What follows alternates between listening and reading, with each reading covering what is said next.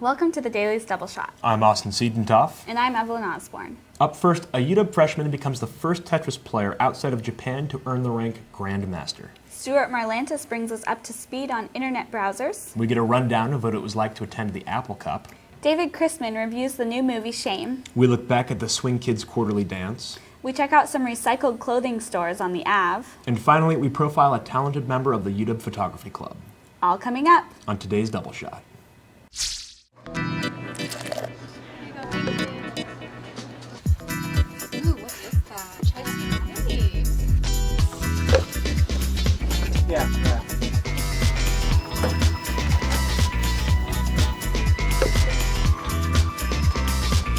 I'll see you there. Okay.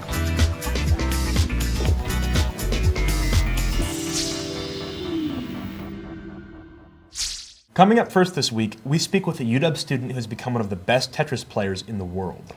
Kevin Birrell earned the ranking of Grandmaster, a title held by only 5 people worldwide. Let's take a look. UW freshman Kevin Birrell has recently been named a Tetris Grandmaster, the highest rank in competitive Tetris, and an honor held by only 5 people in the world. When I first got the grade, I was just completely amazed. I think I jumped out of my chair, almost knocked it over backwards and started running around my house screaming, and I think I may have woken up the neighbors. It was entirely ridiculous.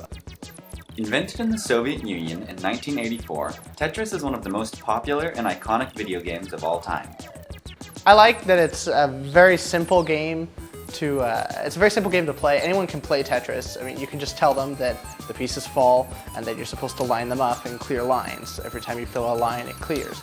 Anyone can understand that. But at the same time, only 3 people in the world, actually 5 now, have attained the highest rating in this game. So it's extremely difficult to master. Simplicity aside, earning the rank of Grandmaster is an incredibly difficult task. And the grades go from 9 to 1, S1 to S9, and then in the later games, M1 to M9, and then Master and Grandmaster, which are the 2 top grades. And in order to get those, you have to play extremely well throughout the game. And then at the end of the game, there's a 60-second, the credits roll over the game screen. And you then have to play 60 seconds of invisible Tetris, which is where all the pieces except the current one that you're playing, that you're moving around, are invisible. So you have to memorize your stack and then try and not die for 60 seconds. If you can do that, then you get the Grandmaster grade. Because this version of the game is only available in Japan, Birrell plays with an imported arcade setup that he can hook up to a TV or monitor. His preferred controller is an arcade stick. You are allowed to use a keyboard or even a gamepad, like a PS2 controller or a 360 controller that's been adapted to work with the arcade game. Most people really play the game with the stick because I personally believe that it's the most optimal method. I feel that it allows you to do fastest inputs every time you try. Looking forward, Birrell hopes to improve his time and become more competitive in the team events. However, Tetris is not the only thing he competes in. Recently, I've got really into pinball, actually. There's a big competitive pinball scene in Seattle and nationwide and now worldwide with tournaments that have prizes of over $5,000. And I've really been working on that lately, more so than Tetris even, just because I'm so burned out from it. Birrell's success came as the result of incredible discipline and drive. I just don't like half-heartedly putting effort into something. Maybe it's to my own detriment, but I really feel that if I'm going to put effort and time into something at all, I need to really go full-heartedly about it and, work to become the best at it.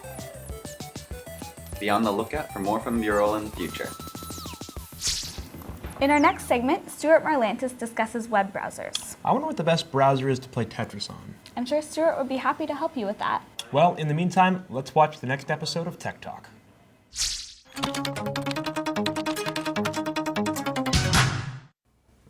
Access to the incredible resource that is the internet is handled through one specific tool, the web browser.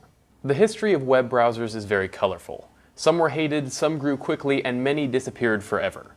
Very few pieces of software have seen the intense development of the web browser. That development has led to the 5 choices featured here today.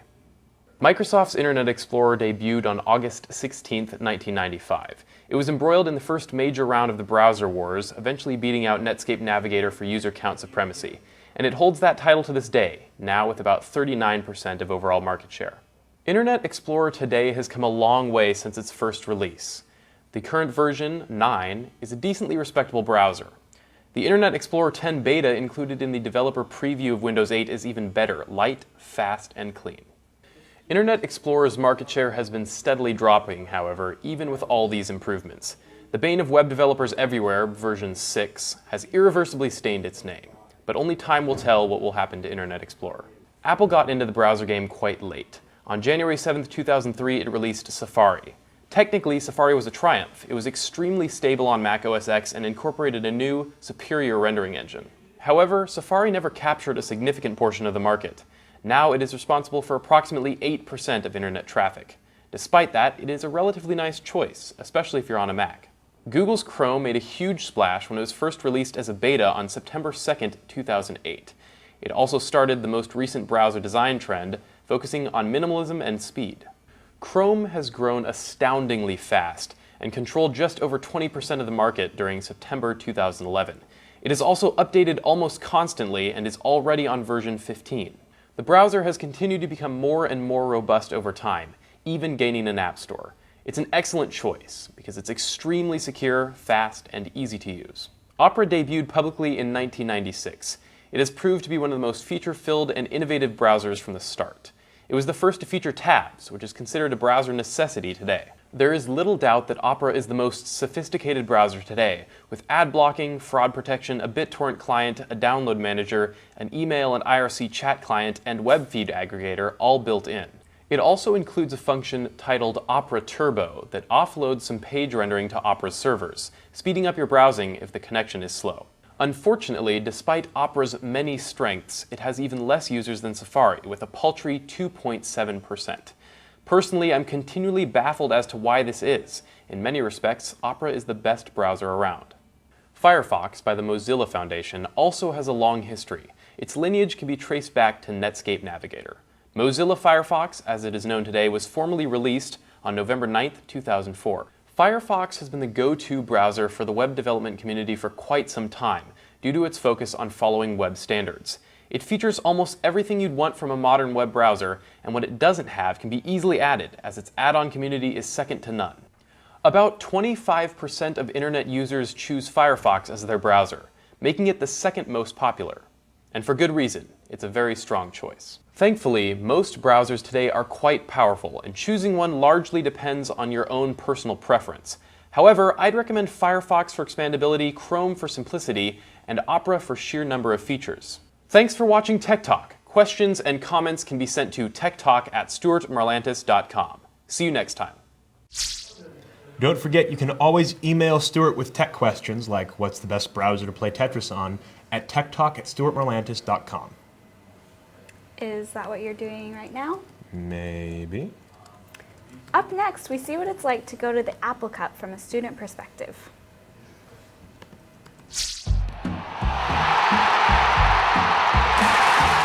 CenturyLink is the loudest stadium in professional football. It's been known to peak around 137 decibels, roughly the equivalent of a gunshot. It then seems fitting that the Huskies will be playing their entire 2012 season at Clink, to the amplified roar of their already boisterous fans. We get a taste of this new stadium on November 26th when we bowled over the Cougars in our third consecutive victory at the Apple Cup, with a final score of 38-21. The festivities started, as always, in the parking lots, under cover of erected tents. Tailgating provides fans of both sides an opportunity to mingle before the game, get pumped up, and allow Husky fans to show how much better they are than the Cougars by preparing better food and winning at various games, like Flip Cup.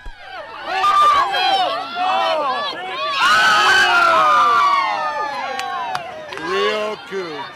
A third consecutive victory against the Cougars. A symbolic victory, perhaps?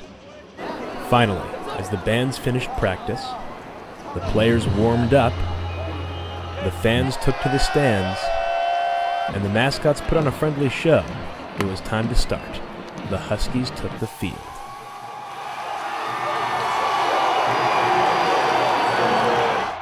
The Huskies started strong, taking advantage of some mistakes and scoring a touchdown in the first few minutes of the game.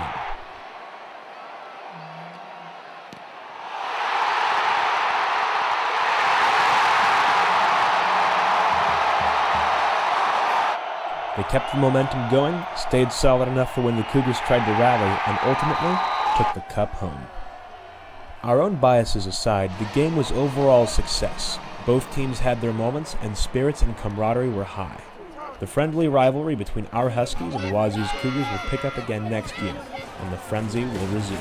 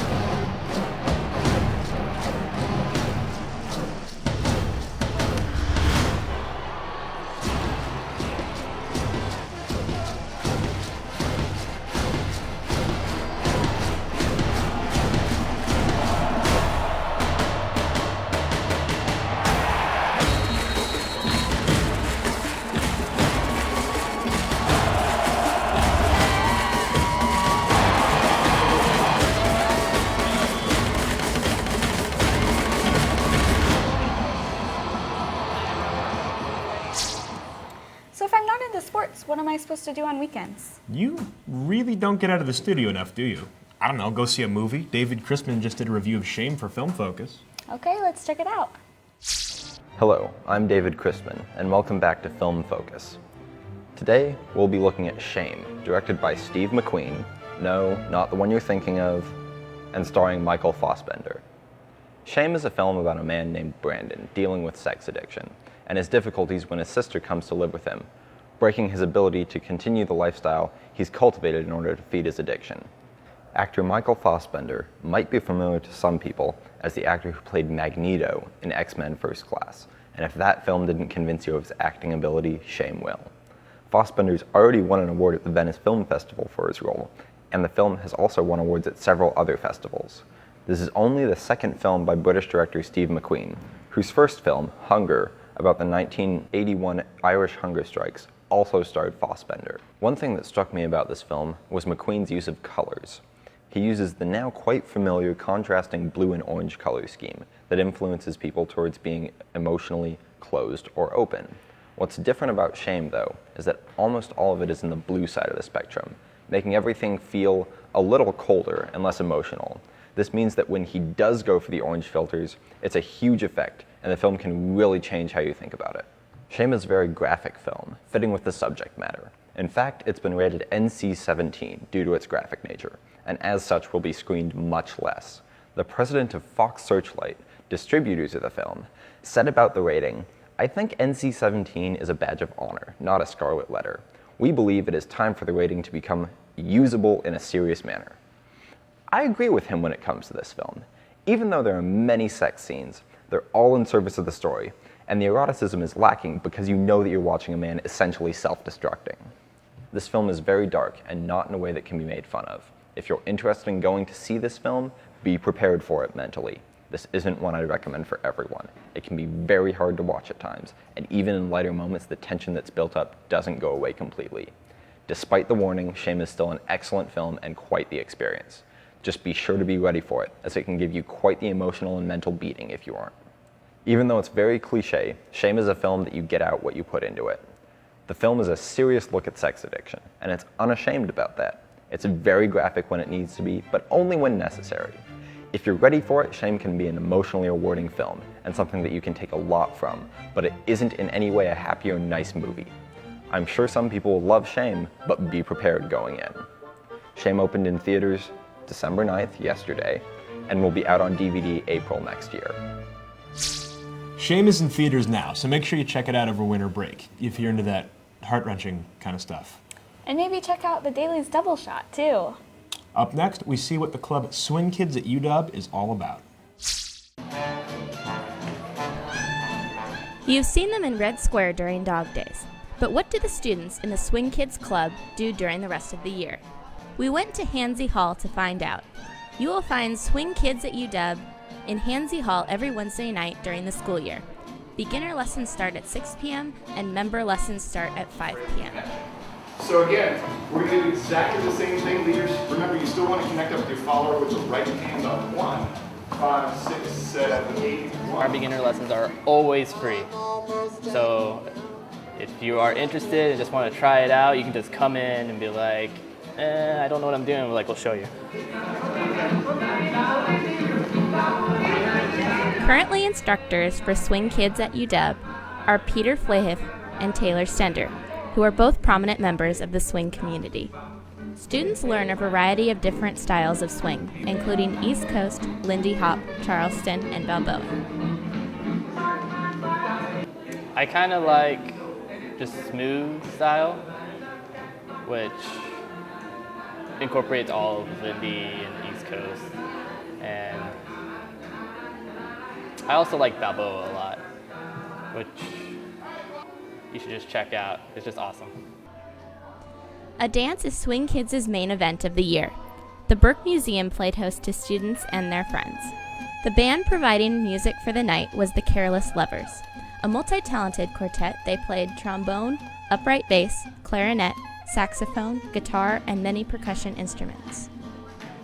Altogether, the total attendance was over 200 people, a record number according to officers of the club. There's a really big swing dance community in Seattle and lots of great places to dance, and it's a very playful, athletic form of dance. I like it because it's active, the community is really nice and friendly. They encourage growth, but they don't mind if you're a beginner or if you've been doing this for years. I myself love dancing with new people. Like, over the years, I found that dancing with new people is just as fun as dancing with good people. And it's just the whole scene about it is just amazing. And it's a good way to exercise.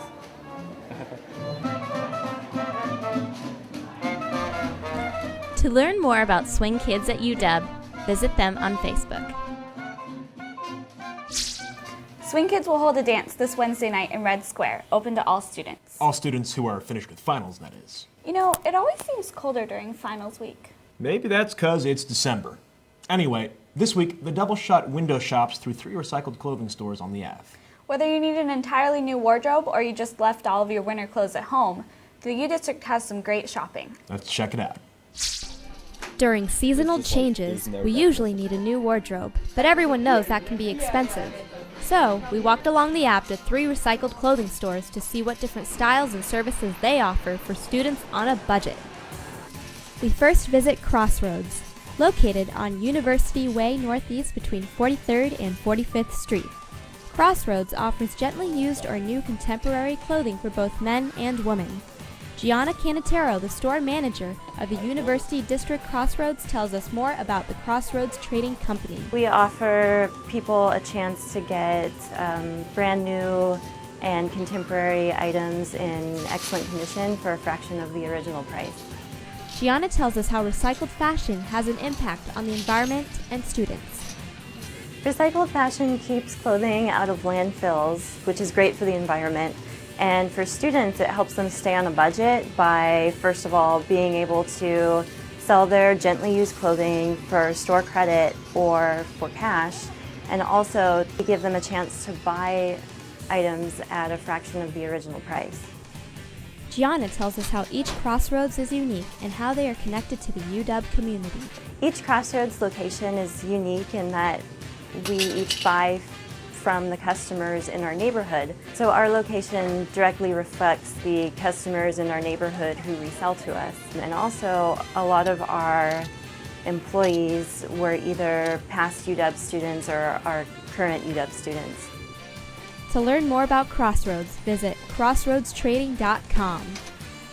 Next, we walked over to Buffalo Exchange, located on University Way Northeast and Northeast 45th Street. Buffalo offers a variety of trendy and contemporary clothing. We speak to Mallory Owen, the associate manager, to learn more about Buffalo Exchange. Buffalo Exchange is a place that we want everyone to feel comfortable in. We don't want anyone to feel like they can't shop here just because they're not super trendy or they don't have really current fashion trends. We really try and have something out there for everybody. Mallory also explains how recycled fashion is helpful to the environment. Recycled fashion really helps the environment because instead of someone just throwing away their old clothing, they give it to someone else to give it like a new life. And then as far as like students, it really, like when I was in college, that's all I shopped was used clothes so that I could really save money, but still look good. Mallory tells us how Buffalo is connected to the UW community. So Buffalo Exchange is actually very involved with the community. We want our Buffalo Exchange to represent the community that's around it. So we do that not only with our clothes, we also do like outreach in the community. So we've had like art walks in the store for like student artists. Right now we're doing a university food bank drive. To learn more about Buffalo Exchange, visit www.buffaloexchange.com. After leaving Buffalo Exchange, our final destination took place at Red Light. Red Light offers a huge variety of retro clothing and accessories. The store is also located on the Ave and 47th. This place screams vintage. We speak to David Baldwin, the regional manager for Red Light Vintage. We do more a vintage theme, and so we really look for really unique, amazing pieces from years past and try to cater to that kind of crowd. Mostly we sell vintage clothing, recycled fashions from the 1980s and earlier. We do some new merchandise, but it's just to supplement the vintage stuff that we already have. Anything that does not sell gets donated to help others and to keep the concept of recycling alive. David tells us what he thinks about recycled fashion and its importance. I think that Seattle, of all places, has more of a social responsibility. We recycle already a lot as far as like plastics and paper and cardboard and all that stuff. And just being part of the recycled fashion industry, it helps out people who are being hit hard by the economy. Yeah, we just really like to be a part of the solution rather than part of the problem to recycle things. Red Light provides clothing for students to wear to fun events. They also give students a 10% discount for those who bring in their Husky cards. We have a vintage UW Husky section, like I have Rose Bowls and like basketball shirts and that kind of thing. We're very popular for Halloween. We try to buy lots of inexpensive accessories so people can put together their own costumes. Also, like right now during like the December holiday months, we have like really ugly holiday sweaters, and so therefore we had a lot of people have like ugly sweater parties, and it's really hard to be in a bad mood when you're wearing an ugly sweater and hanging out with your friends. To learn more about Red Light, visit www.redlightvintage.com. If you're on a budget or you just want to find unique or trendy clothing items, purchasing recycled fashion is the way to go. In our final story, we interview a talented UW student and member of Photography Club. Danny Seidman is a self-taught photographer who takes incredible pictures. Let's take a look now. As night fades away, a special stretch of time begins. The time when the sun sneaks its way over the horizon to start the new day. While most people are sleeping in during this regular yet unique event, there's one person who isn't. Meet Danny Seidman, a landscape photographer who's dedicated to capturing the beauty that each sunrise holds. Photography is a way that I kind of relax and get away from everyday life. It's like meditation for me to get out in nature. That's why I enjoy landscape photography. I think my favorite thing about photography is just being able to be out in nature. At first it's all about getting the picture, but now it's kind of shifted toward I don't always expect to come home with something good, so I want to enjoy the experience. The most difficult part of landscape photography, I think, is just the discomfort being out there at like 3 in the morning, pitch black, freezing, not sleeping, can't feel your hands. I've traveled all around the Northwest. Some of my favorite places are Mount Rainier, and I like to go out to Ruby Beach. North Cascades are nice. I've traveled along the Oregon coast several times.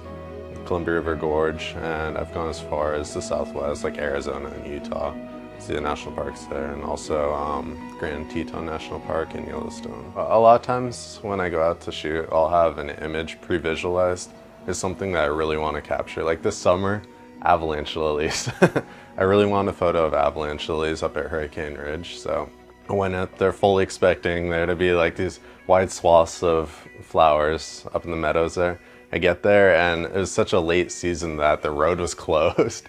So a lot of times I'll go up there with an image in mind and I'll end up getting something completely different. So I ended up just setting up near the visitor center at Hurricane Ridge. And that morning it turned out that I just had this awesome fog come through. Lupin was at peak and Just a really great sunrise overall. For someone starting out photography, I would say it'd be good to read up on the technical aspects, learn about shutter speed, aperture, exposure, and then you can look more into the artistic side of it. The way I started was I just read constantly. I would get online, just read all the articles I possibly could, try to absorb all the information, and then I would look at photos that I liked and find out what I found inspiring in them and go out and try to emulate it. I'd see a picture of a certain landscape, like say Mount Rainier, I'd go to that same spot and try to get the exact same shot and try to get the processing down. I spent a lot of time reading about how to use Photoshop. And eventually, when I was able to copy these photos, I no longer felt the need that I had to just keep trying to get the exact same shot as everyone else. So you just develop your own style over time. If you'd like to see more of Danny's photos, you can check out his website at danseidmanphoto.com. Well, that's all we have for you today, For the quarter, actually. but we'll be back as always at the beginning of winter quarter. Meanwhile, you can watch our videos on youtube.com/thedaily.